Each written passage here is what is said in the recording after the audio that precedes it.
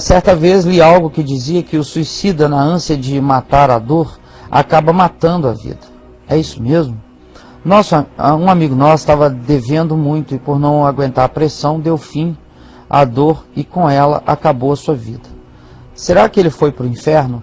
Essa dúvida me persegue até hoje. Muito obrigado pelo programa e que muito tem nos ajudado. Tem um outro aqui que fala assim: em que se baseiam os evangelhos para dizer que todo suicida vai para o inferno, Caio? Acho interessante também pensarmos quando o suicídio é resultado de uma tentativa de salvar outras pessoas. Seria então um sacrifício para salvar outros, cara? Para aí. Bom, se é a mesma pessoa? Não, são três perguntas diferentes, tá? No primeiro caso do amigo, ele leu em algum lugar que na ânsia de tirar a dor, o indivíduo tira a vida. No caso do suicídio. E aí aplicou a um amigo dele que em desespero suicidou-se. Aí vem a pergunta, será que ele foi para o inferno? Eu vivo com essa angústia, não é isso? Isso, a dúvida me persegue até hoje. A segunda questão é no que os evangélicos se amparam para fazer essa afirmação peremptória de que o suicida está perdido. Perfeito. E a terceira questão foi... Acho interessante também pensarmos quando o suicida... o suicídio é resultado de uma tentativa de salvar outras vidas. Isso, foi suicídio salvar outros. Sim. Bom, indo de trás para frente, ninguém praticou suicídio quando o ato da sua entrega para a morte foi para salvar outros. Isso já acaba com a categorização dessa experiência como uma experiência de suicídio.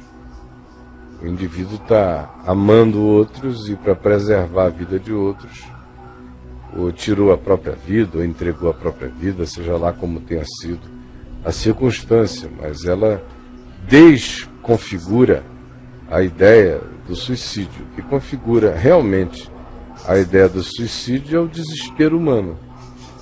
É a angústia humana, na solidão humana, que toma essa decisão em relação a não suportando mais a dor de ser, a dor de existir, a angústia do viver, o indivíduo decide tirar a própria vida. Isso é o que caracteriza, não importando quais sejam as causas.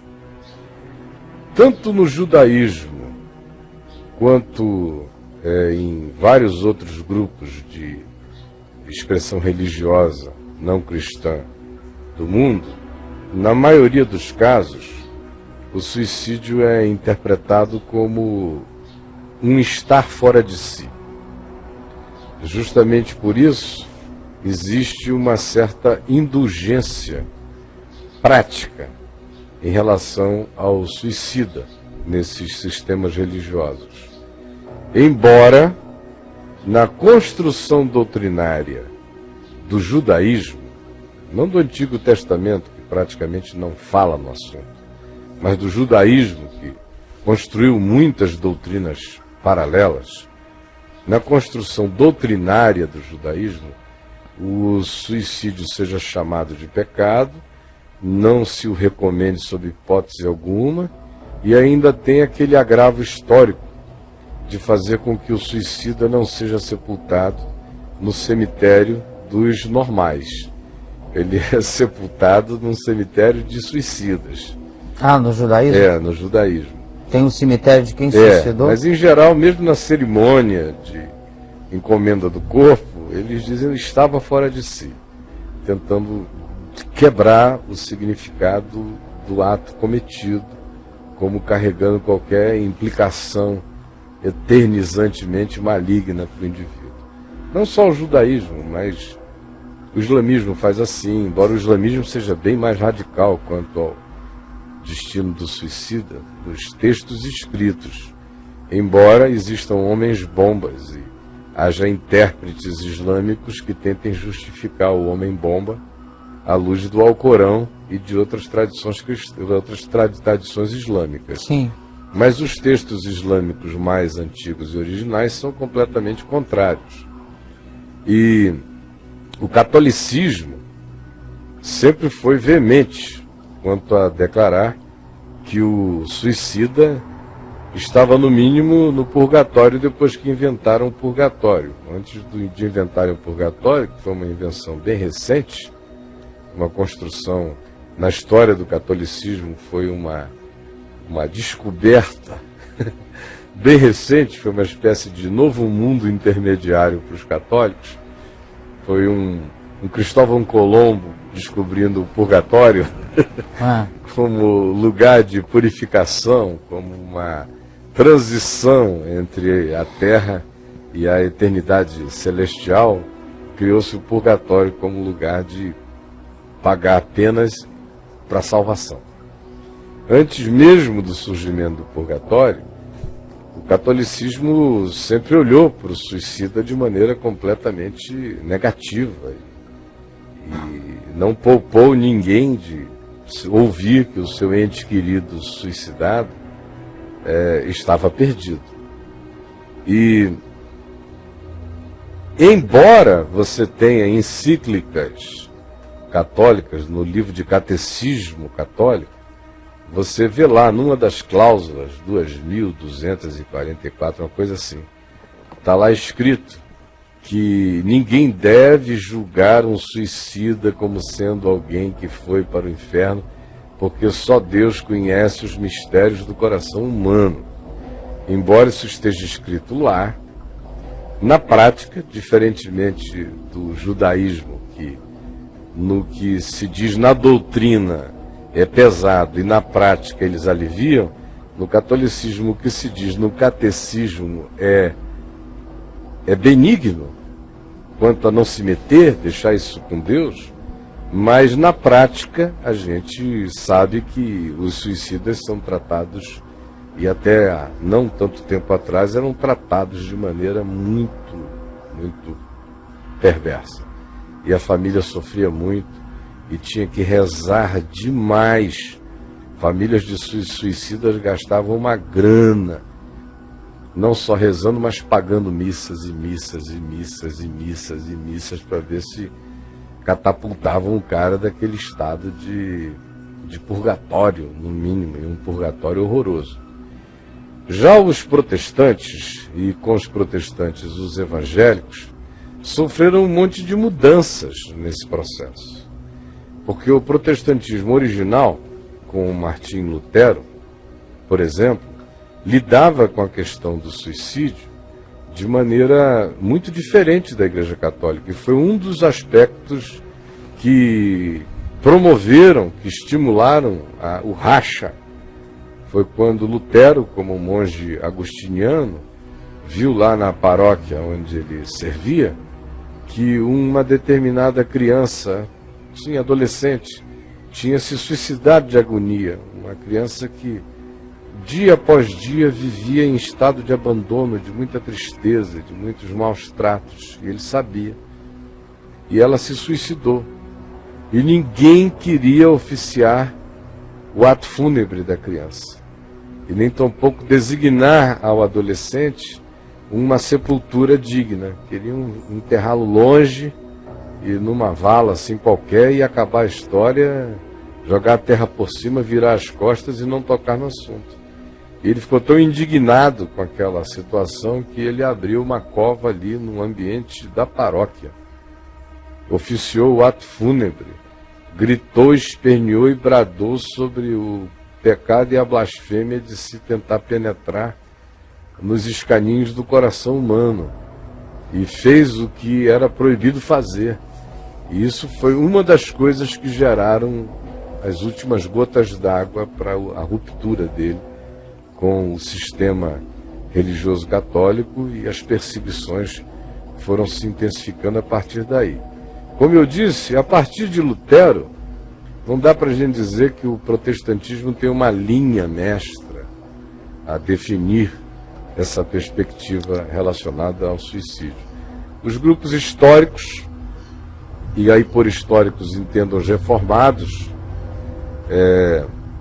Igreja Reformada na Europa, Igreja Reformada americana, os presbiterianos europeus e americanos, Os batistas, que são de outra linha, da linha anabatista, mas que são considerados um grupo histórico, também tem uma posição interessante. Não há nada dramaticamente escrito com relação a danar o suicida, mas existem declarações, como, por exemplo, eu me lembro de já ter lido uma de um importante líder batista aí por volta de 1880 e alguma coisa, oficiando um ato fúnebre de um suicida, dizer: não nos metamos. O que de fato é pecado contra Deus é saber do amor de Deus e em vida manifestarmos-nos indiferentes a Ele a existência inteira, ou blasfemarmos contra o Espírito Santo, significando dizer rejeitarmos em sã consciência a graça de Deus em nosso favor por causa das loucuras dos nossos desejos ou caprichos ou ânsias de poder, ou por causa da nossa hostilidade contra a verdade, da nossa hostilidade contra Deus. Já o meio evangélico, após ter se pentecostalizado, quando a presença pentecostalizante começou a crescer no meio evangélico, e metendo e fazendo a sua metástase para dentro do protestantismo histórico, é que isso começou a ser alterado, porque já é no pentecostalismo e no evangelho, nos evangélicos pentecostalizados, os que sabem que são e os que não sabem que são, sejam eles históricos ou não, é que surgiu essa ideia do suicida completamente perdido e alienado. Sua pergunta, da segunda pergunta, é qual a base bíblica? Não existe. Não existe base bíblica, isso é um dogma, isso é uma ilação. Agora, quais são os argumentos teológicos que os evangélicos usam? O principal deles é associar o suicídio com o mandamento do decálogo que diz: não matarás. Aí o cara então diz: bom, não matar é não tirar uma vida. Ora, se alguém tirou a sua própria vida, tirou uma vida, logo matou. Portanto, o suicida cometeu um grave pecado porque tirou a sua própria vida. Essa é a ilação, essa é a base bíblica. E se você pode espremer, ler o que você quiser, você não vê nada passar daí. Aí vem todas as outras coisas sobre o valor da vida, sobre a ingratidão radical do suicida, sobre o desvalor que tal atitude imputa à existência. Eu já vi pessoas e teólogos escrevendo, dizendo a afronta, a dor causada ao coração de Deus, o que faria com que Deus jogasse o cara no inferno. Ora, é um Deus tão sensível, tão magoável, tão dolorível, tão extraordinariamente frágil, tão pequeno e tão mesquinho, que ele ficou com aquela dor. Ele disse: então sai que eu não quero mais te ver, vai para o inferno, meu filho, criatura ingrata. Então o cara vai para o inferno porque tirou a sua vida e aí matou. Vai para o inferno porque feriu o coração de Deus numa ingratidão radical. E vai para o inferno porque deixou os parentes tristes de uma tristeza sem cura. Porque já é a conclusão de que, porque teria ido para o inferno, os parentes, sabendo disso, ficam com uma tristeza sem cura. Então o cara vai para o inferno duas vezes. Vai para o inferno porque já teria ido, e por cuja realidade os parentes sofriam uma tristeza sem cura, e por cuja tristeza sem cura o cara vai para o inferno. Esse é um argumento evangélico, é um argumento escolástico, sem nenhuma densidade de nenhuma natureza. O que particularmente eu penso, isso é o meu pensar, o que a Escritura não afirma assim com todas as letras e com todas as expressões, eu não quero fazer disso nenhum tipo de afirmação peremptória. Mas é minha convicção, e a fé que tu tens, tem-na para ti mesmo, e a minha eu tenho para mim mesmo, e a tenho com toda consciência, responsabilidade e destemor. A fé e o entendimento que eu tenho, segundo o Espírito que eu discerno no Evangelho, segundo a graça que eu vejo em Jesus, segundo a misericórdia, a bondade que eu percebo em todos os atos e gestos e tratos de Jesus, segundo a realidade de que eu conheço Deus em Cristo. Como Jesus disse, quem me vê a mim, vê ao Pai, de modo que o Deus impenetrável se me torna acessível quando eu o discerno no único meio de discernir Deus com mais proximidade para o homem, que é em Cristo, o homem, em Jesus. Eu, quando olho para Jesus, eu não vejo espaço para associar o suicídio à inescapabilidade do inferno. Aí você citaria o caso de Judas. Os evangelhos dizem que ele se perdeu, chamam-no de filho da perdição, essa coisa toda. A minha pergunta é, e foi por causa do suicídio ou foi por causa do coração dele? Foi por causa do coração ou foi por causa do suicídio? Se ele é o filho da perdição, ele é o filho da perdição porque se suicidou? Pelo modo como morreu, ou ele é o filho da perdição pelo modo como viveu? Ora, a gente lê, especialmente o Evangelho de João, é o único que faz essas afirmações mais peremptórias sobre Judas, que era ladrão, que era enganador, que só se preocupava consigo mesmo, que é o filho da perdição, afirmando algumas vezes, 5, 6 vezes a gente encontra isso no Evangelho de João. Nenhuma das alusões atrelam-se ao modo dele ter morrido. Todas elas vinculam-se ao modo como ele viveu. E isso são declarações do Evangelho sobre um ser humano chamado Judas.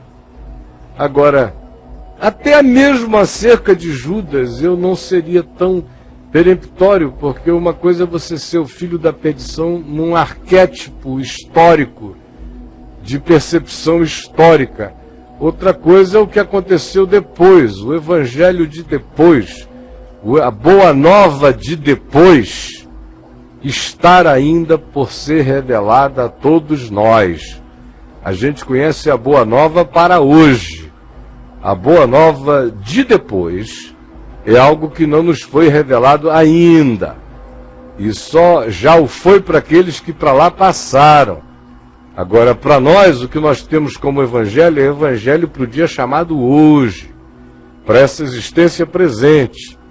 Então, até mesmo acerca de Judas, eu não seria peremptório em nenhuma direção.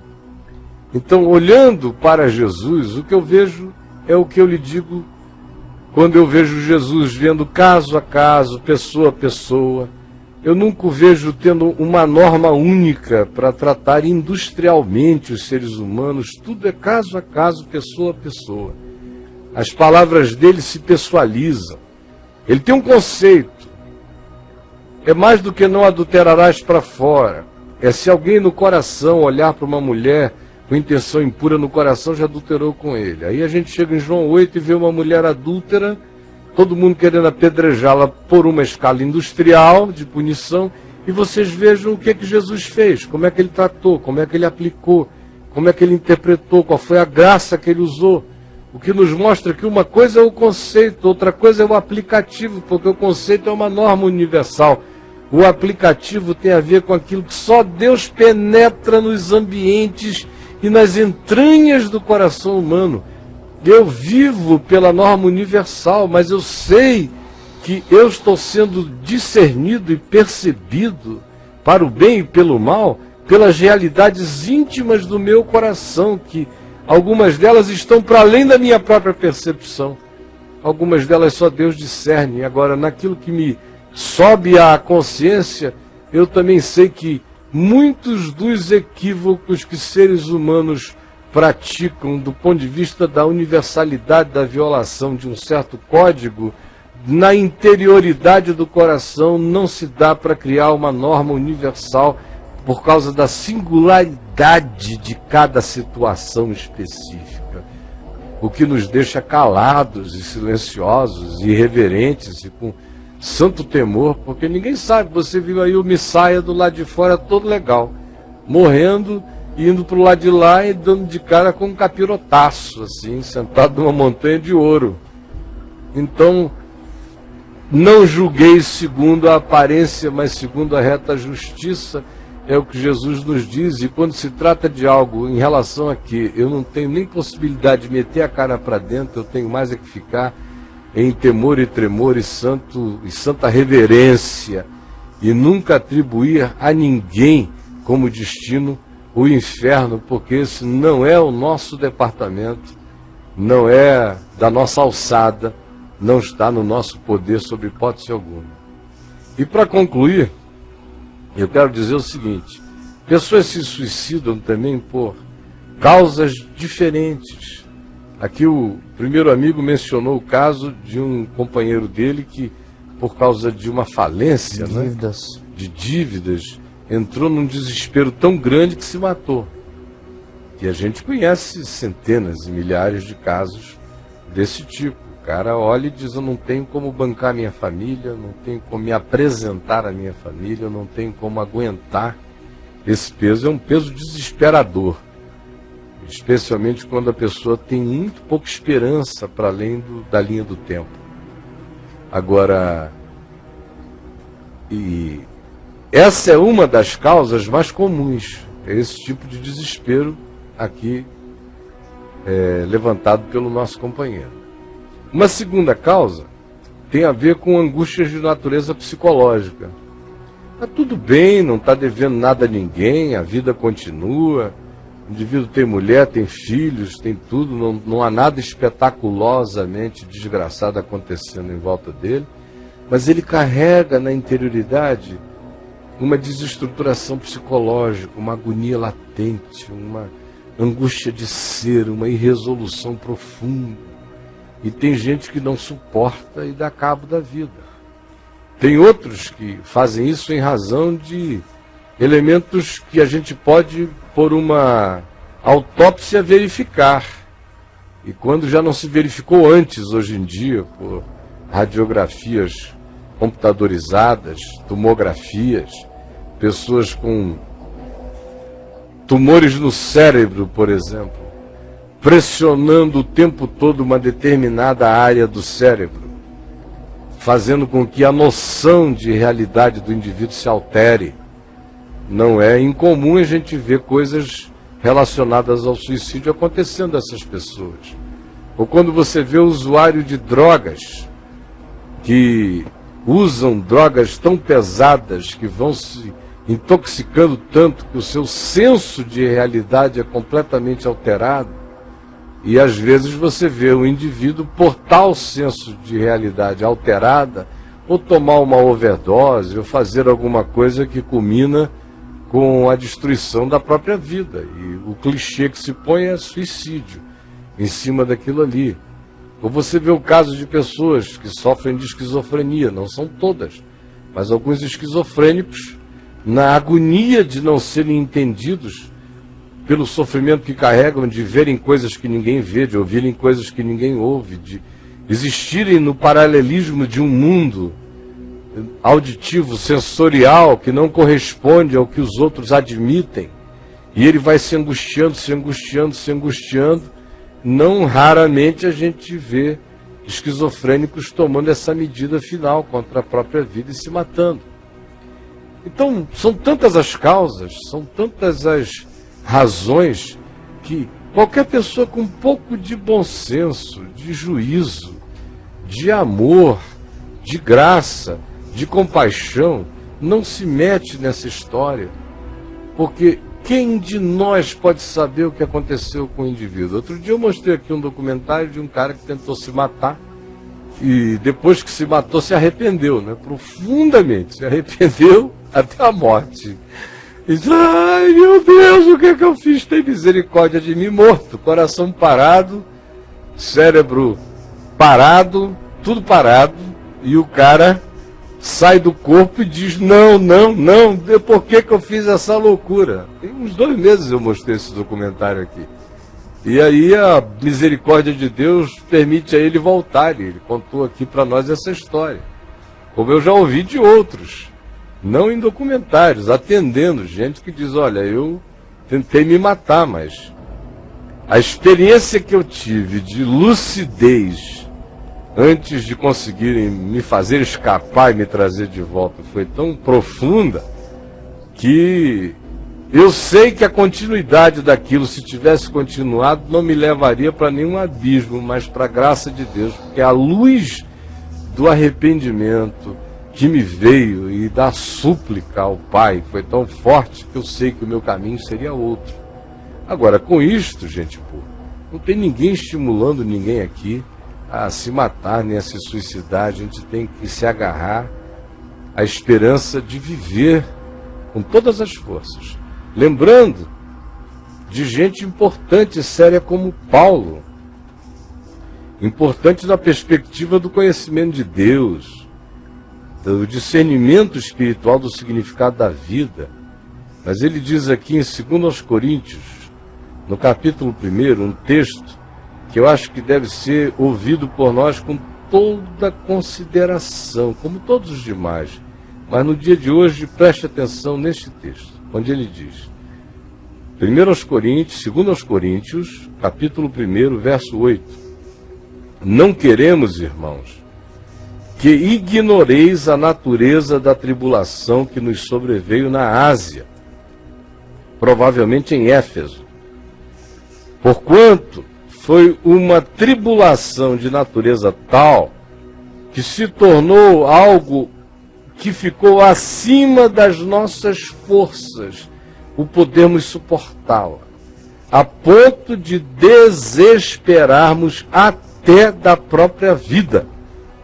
O que Paulo está dizendo aqui? Senão que ele sofreu uma tribulação tão angustiosa na Ásia, em Éfeso, onde a gente lê aqui em 1 Coríntios 15, 32, uma afirmação dele muito sutil e interessante, porque não há narrativas históricas para corroborarem ou ampliarem, não se trata nem de corroborar, de ampliar essa afirmação dele. Histórico isso aqui foi. Ele diz em 1 Coríntios 15, 32, se como homem lutei em Éfeso com feras, que me aproveita isso? Se os mortos não ressuscitam, comamos e bebamos que amanhã morreremos. Então ele teve uma experiência que não está narrada em lugar nenhum, nem por ele próprio, exceto nessa questão retórica que ele aqui levanta, afirmando um fato histórico que com ele se tinha dado, dizendo que em Éfeso ele tinha sido exposto aos leões, às feras. E eu tenho, assim, uma intuição de que aquilo a que ele faz referência em 2 Coríntios, no capítulo 1, no verso 8, provavelmente seja essa natureza de tribulação, de ficar ali sendo acossado por feras famintas. E ele diz, foi algo acima das nossas forças, aquele modo de morrer era uma coisa horrorosa, a ponto de que, se eu pudesse, eu teria tirado a própria vida para não me submeter àquele modo de morrer. É quando o modo da morte é tão violentamente desgraçado, que se o indivíduo tivesse um modo de tirar a vida menos desgraçado do que aquele modo de morrer que está posto diante dele, ele o faria. O que nos coloca numa relatividade total dessa questão do que significa tirar a vida. Porque, na realidade, nós estamos lidando com as angústias do existir, como disse Søren Kierkegaard. Quando na vida a pior coisa que um ser humano conhece é a morte, ele quer viver, quer viver, quer viver. Mas quando de repente, na existência desse indivíduo, a pior coisa que ele passa a conhecer é a experiência de estar vivo, por qualquer das razões aqui já por mim aventadas e 1 milhão de outras que não foram e nem serão, quando na existência a pior coisa que ele então passa a conhecer é estar vivo, diz Søren Kierkegaard, nesse dia ele quer morrer. porque ele encontrou algo muito pior do que o que ele pensava que fosse a morte, ainda que a morte não mate ninguém, mas isso creio eu, isso cria Paulo, isso cria aquele que crê em Jesus, isso cria aquele que já meteu a língua na eternidade, tomou posse pela fé de todo o bem, de toda a glória que nos está reservada em Cristo Jesus. Mas o indivíduo sem essa consciência, sem essa esperança, tem na morte o referencial final de desespero e de desgraça, e de cessação da existência, até o dia em que ele já não se agarra mais à vida, porque na existência ele conheceu algo pior do que o que ele concebe como sendo cessar de existir e de viver pela chegada da morte. Nesse dia, então, essa pessoa deseja morrer, porque a vida se lhe tornou pior do que qualquer que seja a concepção dele do morrer. Aí eu pergunto a você, essa pessoa que assim sentiu e assim praticou, estava querendo tirar a vida ou estava querendo escapar de algo que não era vida? Escapar de uma existência já carregada de angústia, de desespero, de não solução, de aflição, de desesperança.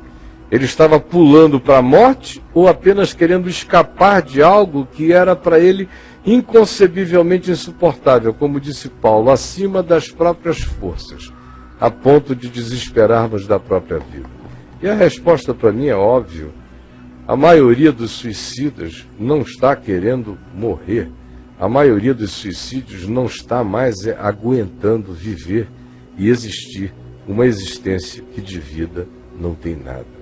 O mais, minha gente, é melhor ficarmos com temor e santo tremor, sabendo que Deus é luz, que só Ele penetra as entranhas do nosso ser, e que se nós somos chamados por Jesus a não julgarmos para não sermos julgados em relação àquilo que a gente vê no horizonte das nossas percepções, quanto mais em relação àquilo que está para além de ambientes onde o nosso olhar possa de fato alcançar e o nosso discernimento possa chegar, porque trata-se daquilo que só concerne a Deus e ao homem.